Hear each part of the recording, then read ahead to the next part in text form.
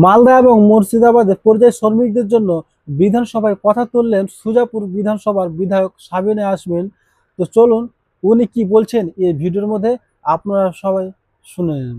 পরিযায়ী শ্রমিক, যে পরিযায়ী শ্রমিক নিয়ে মালদা এবং মুর্শিদাবাদে যখন বাইরে গিয়ে পরিযায়ী শ্রমিকরা তারা অ্যাক্সিডেন্টে নিহত হতো, তখন আমাদেরকে শুনতে হতো যে মালদায় কেন বা পশ্চিম বাংলায় কেন শ্রমিকরা কাজ করবে, কেন তারা বাইরে গিয়ে কাজ করবে, কেন তারা পশ্চিম বাংলায় কাজ করবে না। আজকে স্বভাবতই আমি ডাবল ইঞ্জিন সরকারের কাছে আশা রাখতেই পারি যে এই পরিযায়ী শ্রমিকদেরকে আগামী দিনে যেন বাইরে গিয়ে অপদস্থ না হয়, তারা যেন পশ্চিম বাংলায় কাজ পায়।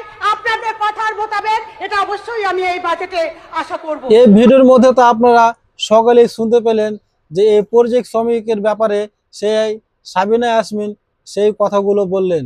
সত্যি মালদা ডিস্ট্রিক্ট আর এই মুর্শিদাবাদের পরিযায়ী শ্রমিকদের কিন্তু ভাগ্যটাই খুলে গেছে। আপনারা প্রচুর পরিমাণের মতো এই ভিডিওটি শেয়ার করবেন আর অবশ্যই আপনাদের মতামতটা কমেন্টে জানিয়ে যাবেন।